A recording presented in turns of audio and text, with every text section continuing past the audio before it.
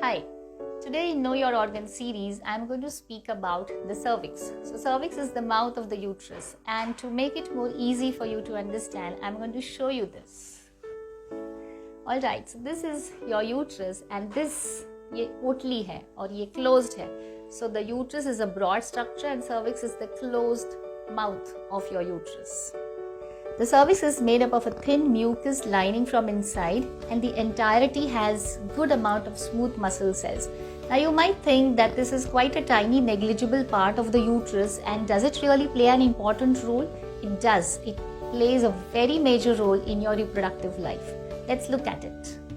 When you menstruate, what happens is this cervix little minutely opens up, becomes softer, and all the menstrual blood collected inside the uterus, the endometrial fragments, all that comes out through this small opening and flows out. Now, after you menstruate, then the cervix closes down and becomes harder.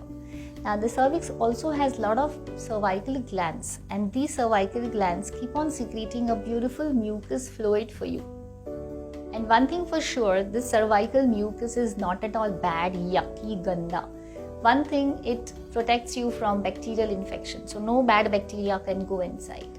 Another thing, I don't know if you have observed this anytime, but if not, then I want you to observe it from today. Observe your monthly periods. Every time in the entire 30 days of your periods, there are few days where you have more secretion, there are few days when you have less secretion. Let's talk about this more. So after the bleeding has been done with, the first 4-5 days are done with, the next, right from 6th day to approximately your 11th day are your dry days, no much discharge. Then from your 11th or the 12th day until you reach your 18th day, you have good amount of discharge and a very thin, sticky discharge. And this is to aid you in your ovulation, help you to get pregnant. So this is your special window period. And then after 18 days, until you menstruate again, you again have dry days. Observe this. Now what happens when you're pregnant? This uterus is holding your little one. At that time, the cervix is completely tightly closed.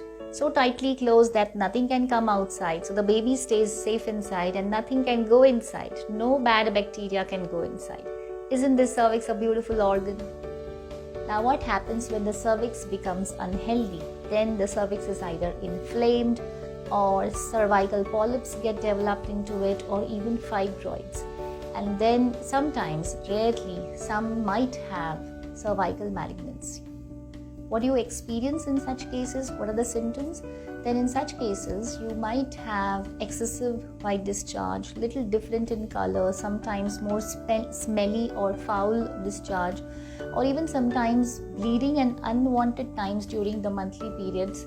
And the best way to check yourself is go to your gynecologist, get yourself checked. Also, you can get a pap test done in your nearby laboratory. Cervical cancer vaccines are available, but they do not give you 100% protection, and I do not recommend them. What I suggest is to stay healthy, keep a check on your weight, and use certain techniques for your personal hygiene. 4 things I want you to start right from today. 1.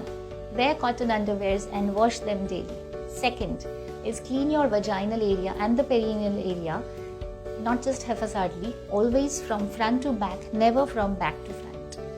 Number 3, use plain simple water to clean yourself. Excessive soap usage, please avoid.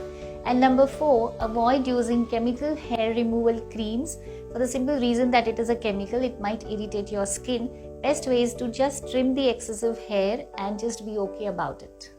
That's all about the cervix. I hope after listening to all the important functions that I've mentioned, I'm sure you're going to start loving your cervix from today, and you will take good care of it.